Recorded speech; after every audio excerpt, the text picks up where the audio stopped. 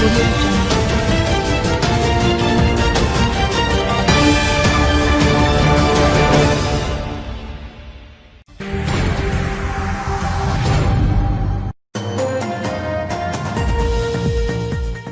अस्सलामुअलैकुम, मैं हूं शफीक गौरी और आप देख रहे हैं राजनपुर न्यूज़। राजनपुर न्यूज़ की टीम राजनपुर में कुरान महल बनाने वालों के पास पहुंची। ज़िला राजनपुर में पोसीदा और पुराने मुक़द्दस औराक को ज़िला भर से जमा किया जाता है और फिर इस मुक़द्दस ख़जाने को बहुत बाइज़्ज़त तरीके से कुरान महल की ज़ीनत बनाकर हमेशा के लिए महफूज कर लिया जाता है।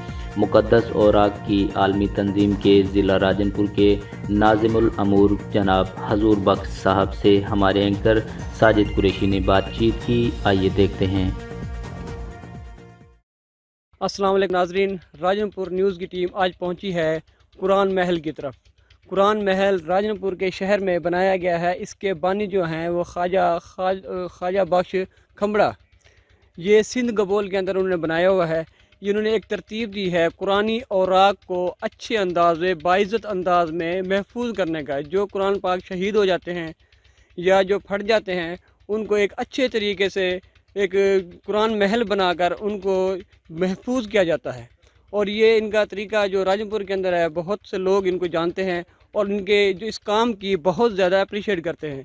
तो इस हवाले से राजनपुर की टीम पहुंची आज कुरान महल शरीफ में और इनका ये आलमी तंजीम है जो कुरान पाक के वर्क मुक़द्दस औराक हैं उनको महफूज करती हैं।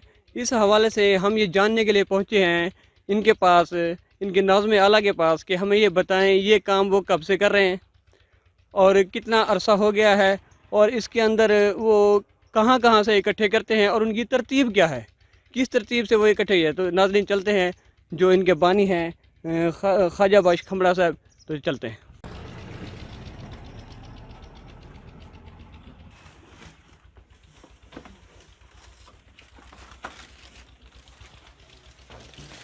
अस्सलाम वालेकुम नाज़रीन, ये जो कुरान पाक की औराक हैं, आयात मुक़द्दसा हैं, जो जिन पर हदीस शरीफ कुरान शरीफ लिखा होता है, उसको महफूज बनाने का जो तरीक़ाकार है, यहाँ पर हमें ख्वाजा बख्श के बेटे हजूर बख्श साहब इस वक्त हमारे पास मौजूद हैं और माशाल्लाह इनका तरतीब का निज़ाम भी चल रहा है। तो हम इनसे पूछेंगे ये आपने कब शुरू किया और ये ख़याल आपको कैसे आया। भाईजान, इस बारे में आप हमें बताएँगे, आपने कब से शुरू किया? रहमतुल्लाहि व बरकातुहू। जी, मेरा नाम हजूर बख्श साकिब चिश्ती, आलमी तंजीम तहफ़्फ़ुज़ मुक़द्दस औराक ज़िला राजनपुर का नाज़िम व ख़ादिम है। तो दोस्तों, ये जो काम है ना, ये मैंने अल्हम्दुलिल्लाह तकरीबन 6-7 साल अरसे से शुरू किया है। इसका ख्याल जो है मुझे हमारे एक मुर्शिद पाक हैं, बुज़ुर्ग हैं, ख्वाजा मोहम्मद शफ़ी चिश्ती, इमामाबाद लाहौर के रहने वाले हैं। उन्होंने हमें इस चीज़ को, इस अदब का शऊर, उनकी मैंने तकरीर वगैरह सुनी है, जिनसे उन्होंने ये बताया कि मुक़द्दस औराक का जो अदब है ये हर मुसलमान के लिए फ़र्ज़ ऐन है। जिस तरह हमारे ऊपर नमाज फ़र्ज़ है, बाकी बातें फ़र्ज़ हैं, उससे ये भी फ़र्ज़ ऐन है। तो अल्हम्दुलिल्लाह 7 साल से मैं ये काम कर रहा हूँ। मेरा आपसे सवाल ये है, माशाल्लाह ये बहुत अजीम काम है और आपका माशाल्लाह निज़ाम भी है एक तरतीब देने का, तो लेकिन आपके पास जो अफरादी क़ुव्वत है वो आप कैसे चलाते हैं? और इसका जो आखिर कोई काम भी किया जाए उस पर अखराजात भी आते हैं, वो मसले मसाइल होते हैं, तो ये आप कैसे मैनेज करते हैं? सबसे पहले मैंने ये अकेले काम शुरू किया था और जो बाकी अफरादी क़ुव्वत है वो मेरे पास तकरीबन 10, 20, 50 दोस्त साथ होते हैं। वो जो दोस्त हैं वो फ़ी सबीलिल्लाह अल्लाह ताला की रज़ा के लिए होते हैं। और इब्तिदा में जो मेरे साथ दोस्त लगे थे वो मेरे मुर्शिद पाक, जो हमारे मुर्शिद हैं, जो जिनकी हम बैयत हैं, जिनके बयान से हमने ये काम शुरू किया है, उनके वो मुरीदीन हैं। इसलिए उनको रात को, सुबह को, दिन को, शाम को जहाँ भी बुलाओ वो हाज़िर हो जाते हैं फ़ी सबीलिल्लाह। और बाकी जो दोस्त होते हैं ऐसे, जिन तक हम पैगाम पहुँचाते हैं अच्छी तरीके से कि ये बेदबी ऐसे हो रही है, ये असबाब हैं, इसका लिए लायामल ये होना चाहिए, इसकी ज़िम्मेदारी क्या है, तो वो लोग भी माशाल्लाह हमारे साथ हो जाते हैं। साथ कोई काम करना शुरू कर जाता है, कोई जाके अलहदा काम करना शुरू कर देता है। कोई दोस्त जो हैं वो अपने यानी कि एक तो हो गया इज्तिमाई तौर पर, दूसरा वो जो है ना अकेले भी काम शुरू कर देते हैं, काम करते हैं। हजूर बख्श साहब, मेरा आपसे सवाल ये है कि जो लोहे के टीन वगैरह बनाकर लगा दिए जाते हैं और लोग अपनी मदद आपकी तरह लगा जाते हैं, वो कैसा है? उनको लगाना चाहिए या नहीं लगाना चाहिए? अगर नहीं लगाना चाहिए نہ لگایا جائے تو کیوں؟ آپ اس بارے میں کیا کہنا چاہیں گے؟ جی، اس میں یہ ہے کہ لوہے کے ٹین دو قسم کے ہوتے ہیں۔ اس کی تھوڑی سی میں وضاحت یہ کروں کہ سب سے زیادہ جو چل رہا ہے تقریباً 99% وہ چل رہے ہیں گھی والے ٹین۔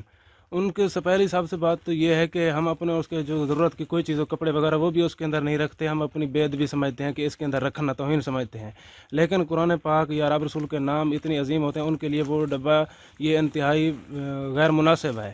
دوسرے نمبر پہ یہ ہے کہ وہ اوپر سے کھلا ہوتا ہے، جو بارش اس کے اوپر بارش بھی اسے نقصان دیتی ہے، اور اندھیری وغیرہ بھی اسے نقصان دیتی ہے، دھوپ بھی اسے نقصان دیتی ہے، اور وہ اتنی عارضی لگا ہوتا ہے، نشائی وغیرہ توڑ کر جو اوراق ہوتے ہیں ان کو نیچے ڈال کر وہ لے جاتے ہیں۔ اکثر یہ ہمارے مطلب نظر سے گزرا ہے۔ اور باقی جو ہے نا بارش اور جیسے اخبار کسی نے نیچے سے اٹھا کر رکھ دی، کسی نے اس کے اوپر قرآن پاک رکھ دیا، جب بارش اس کے اندر جاتی ہے تو وہ ایک جو ہے نا گہتو بن جاتا ہے، ایک مطلب مکمل جو ہے نا وہ جو اوراق ہوتے ہیں ان کی جو گندگی بعض اوقات معاذ اللہ ثم معاذ اللہ ہوتی ہے، جو نالی وغیرہ سے اٹھاتے ہیں، تو جو قرآن پاک کے پاک سپارے یا قیدے لوگ وہ گھروں معلوم میں اس کے اندر رکھ دیتے ہیں، تو وہ بارش کی وجہ سے وہ سب ایک چیز بن جاتے ہیں۔ اچھا حضور بخش صاحب، مجھے آپ یہ بتائیں، اگر ٹین وغیرہ کا استعمال نہیں کیا جائے، جیسے گلی محلوں میں لگا دیتے ہیں لوگ، تو آپ اس کے بارے میں کوئی آپ کے پاس حل ہے؟ اس کا کیا کیا جانا چاہیے؟ جی ہاں، اس کے بارے میں یہ حل ہے کہ ایسے باکس بنائے جائیں جو کوالٹی کے لحاظ سے، چادر کے لحاظ سے اعلیٰ ہوں، اچھے ہوں۔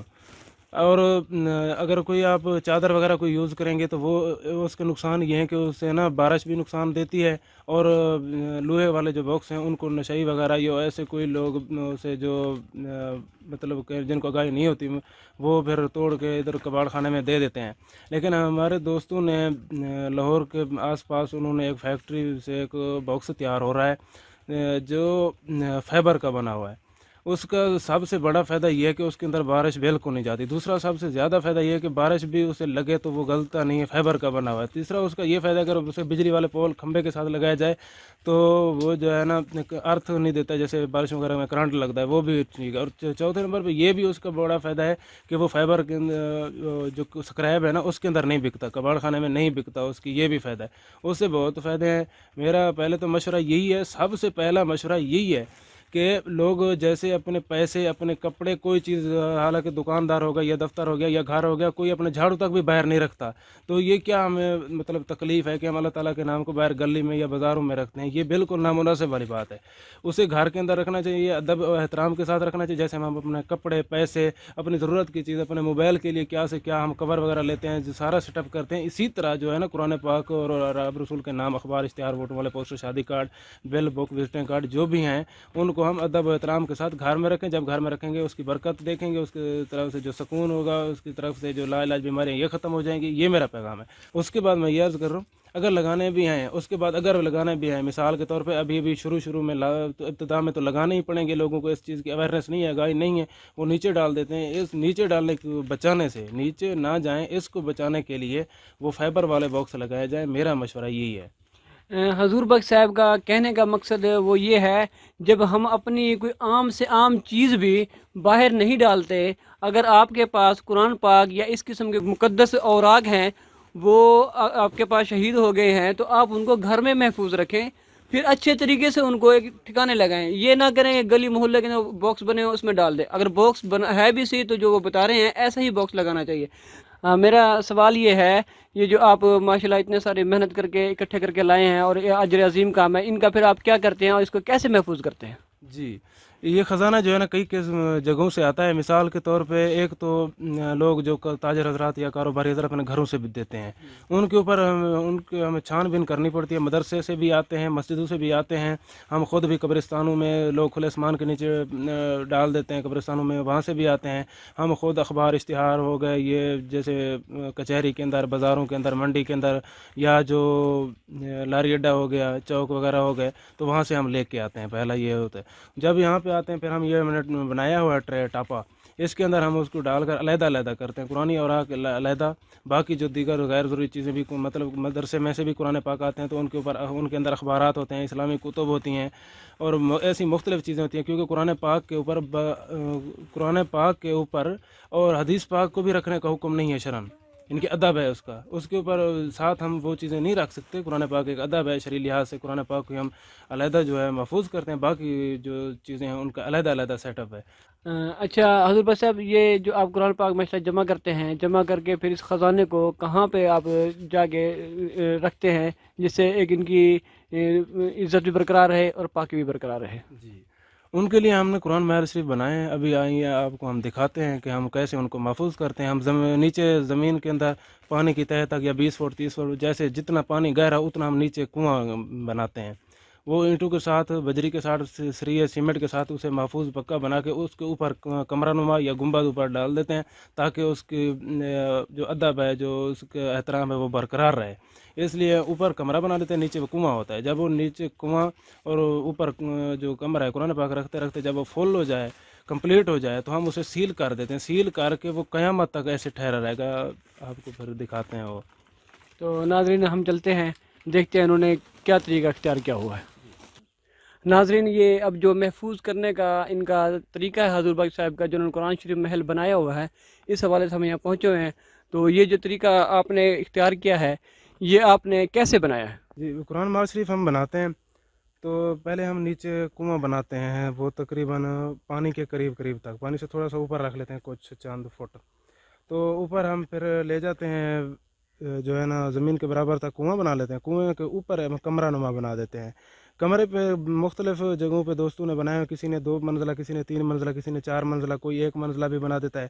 تو نیچے جو ہے تقریباً ہمارا یہ 20-25 فٹ ہے اور اوپر تقریباً 15 فٹ کے قریب ہے اوپر. ماشاءاللہ جی, بھائی نے ہمیں پہلے بتایا کہ 7 سال سے یہ کام کر رہے ہیں اور بہت اچھا کام ہے ان کا. لیکن میرا ان سے ایک سوال اور ہے جو ابھی تشنگی رہ رہی ہے بھی. یہ آپ کے پاس نزدیکی دریا بھی ہے, تو آپ ان کو دریاؤں میں کیوں نہیں بہاتے جس کو میں جیسے پہلے بزرگ پہلے بہایا جاتا تھا؟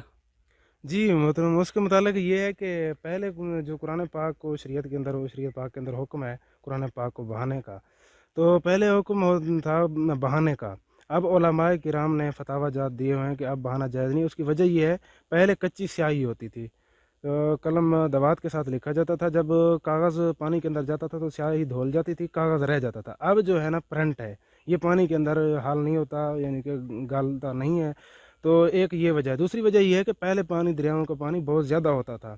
اب جو ہے دریا بالکل کم ہو گئے ہیں, تھوڑے رہ گئے ہیں نہریں نکلنے کی وجہ سے. ایک یہ وجہ ہے. اور تیسری وجہ یہ بھی ہے کہ پہلے جو سیوریج کا نظام تھا, بڑے بڑے شہروں کا سیوریج کا نظام تھا, گٹروں کا نظام تھا, وہ دریاؤں کے اندر بالکل نہیں تھا.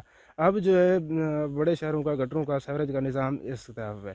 اور عقل کے لحاظ سے میں ایک آپ کو یہ میں نے پہلی میرے ابھی دل میں بات آئی ہے کہ دریاؤں کا پانی لوگ پینا تک گوارا نہیں کرتے, لیکن کلام پاک جو باقی نبیوں سے زیادہ شان رکھتی ہے, ہمارے نبی پاک سرکار کے بعد باقی نبیوں سے زیادہ قرآن پاک کی شان ہے, تو اس کو پانی کے اندر بہانا اب کیونکہ پانی پاک نہیں رہا, پانی مناسب نہیں رہا, اس لیے اس کو حکم ہے جیسے حدیث پاک کی کتابوں کے اندر حکم آیا ہے کہ اس کو ایسے دفن کیا جائے جیسے انبیاء علیہ السلام کو دفن کیا جاتا ہے. تو اب دفن ہی کیا جائے, بہتر یہی ہے آج کے دور میں.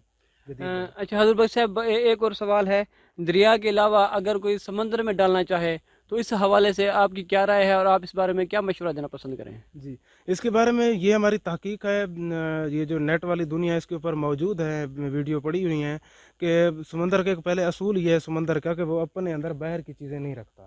سمندر کے اندر جو باہر والی چیزیں اندر ڈالی جائیں تو وہ باہر نکال دیتا ہے, کہ اس کا یہ اصول ہے. تو سارے سمندر پر کراچی پہ کچھ تنظیمیں کام بھی کر رہی ہیں, ہمارے دوست کام کر رہے ہیں, وہ ان کے پاس مشاہدے ہیں کہ قرآن پاک جو ہے نا وہ دریا کچھ عرصے بعد باہر ڈال دیتا ہے, باہر پھینک دیتا ہے, پھر اس کے اندر جو بے ادبی کے مناظر ہوتے ہیں وہ آنکھوں کے سامنے ہیں. تقریباً ہر بندے کے جو نیٹ کی دنیا جانتے ہیں اس نے دیکھے ہوں گے. اچھا حضور بخش صاحب, اس سارے سوالات کے اندر میرا ایک اہم سوال اور آخری سوال یہی ہے آپ سے کہ آپ اس کام کے حوالے سے جو ضلع راجن پور کے آپ ناظم اعلیٰ ہیں, تو راجن پور کی عوام کو کیا میسج دینا چاہیں گے؟ راجن پور کی عوام کو یہ میسج دینا چاہوں گا, پہلے تھوڑی سی میں وضاحت یہ چاہتا ہوں کہ عوام کا صرف حق نہیں ہے, یہ عوام کے جو ہے نا 3 طبقے ہیں. ایک ہو گیا ارباب اقتدار, حکومتی طبقہ. حکومتی طبقے کے لیے یہ پیغام ہے کہ جیسے آپ نے यानी कि कचरे कूड़े क्रिकेट के लिए करोड़ों रुपए अरबों खरबों रुपए की मशीनरी एक एक शहर के अंदर रखी हुई है, तो क्या ये मुकद्दस औराक के लिए आप कुछ नहीं कर सकते? अफसोस से कहना पड़ता है कि हमारे पूरे मुल्क के अंदर सरकारी लेवल पे कोई ऐसा इंतज़ाम नहीं है जो मुकद्दस औराक को महफूज करें, या किसी के पास हो तो वह महफूज करे। तो एक हुकूमत के लिए ये है कि वो अपनी हुकूमती ताकत से आगाही दे अवाम को, हुकूमती ताकत और हुकूमती सतह पे जो है ना इसको महफूज करने के लिए इंतज़ाम और बेहतर इंतज़ाम बनाया जाए। वैसे मैं आला हुकाम से ये अपील करता हूँ कि जैसे 1122 का जो आपने सेटअप बनाया हुआ है, काश के मुकद्दस औराक के लिए ऐसे ही हो निज़ाम, क्योंकि जैसे वो हमारी जान की हिफाजत करते हैं, जान के लिए ज़रूरी हैं, तो जान से कई गुना हर चीज़ से ज़्यादा कीमती जो हमारा ईमान है, तो इस मुकद्दसात की बेअदबी की वजह से हमारा ईमान ज़ाया होने का ख़तरा है। बाकी रही बात एक तबका हो गया अरबाब इक़्तिदार, जो मैंने तो गुजारिश की, बाकी रहा अरबाब इल्म के लिए मैं ये गुजारिश करूँगा कि वो अपनी इल्मी ताकत से अपने बयानात के अंदर, अपने तहरीर के अंदर, अपने इंटरव्यू के अंदर वो अवाम व नास को आगाही दें, अवेयरनेस दें, अपनी इल्मी ताकत से इस बेअदबी को रोकने में अपना किरदार अदा करें। अवाम व नास के लिए ये है कि वो अपनी जान माल से, यानी कि अपनी जान माल से तामुन करके इस बेअदबी को रोकने में जो है ना अपना किरदार अदा करें। एक रज़ाकाराना टीम एक तश्कील दें जो हफ्तावार उनको कलेक्शन करे, महफूज बॉक्स लगाए जाएँ या लोगों को अवेयरनेस दी जाए।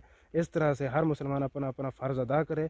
जो जब तक हम मुक़द्दसात का, मुक़द्दस नामों का, कलाम पाक का अदब जब तक नहीं करेंगे, उस वक्त तक कोई हमारी इबादत कबूल नहीं होगी, क्योंकि इबादत हमारी तब कबूल होगी जब हम अल्लाह ताला के नाम और अल्लाह ताला के कलाम और अल्लाह ताला के प्यारों के नाम, उनके कलाम का अदब करेंगे। जब तक अदब नहीं करेंगे तो हमारी कोई इबादत कबूल नहीं होगी।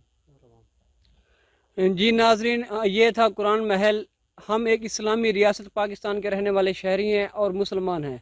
होना तो ये चाहिए था कि हमें ये ज़रूरत ही पेश ना आती, हम इकट्ठे करने की ज़रूरत पड़ती, तो लेकिन ये माशाल्लाह काम कर रहे हैं जो कुरान पाक की बेहरमती के हवाले से जगह जगह पे अल्लाह के नाम पड़े होते हैं, उनको एक ठिकाने लगाने का, इनको जमा करने का काम बहुत अच्छा है। लेकिन एक इस्लामी रियासत के हवाले से हमें इस बारे में सोचना पड़ेगा कि ऐसा निज़ाम वज़ा कर दिया जाए कि हमें ये, अब ये नौजवान अपनी मदद आपके तहत ये काम कर रहे हैं, कोई सरकारी सतह पर ऐसा निज़ाम हो जाए कि हमें ये ज़रूरत पेश ना आए कि हमें जगह जगह इकट्ठे करना पड़े, एक तरतीब हो, एक निज़ाम हो।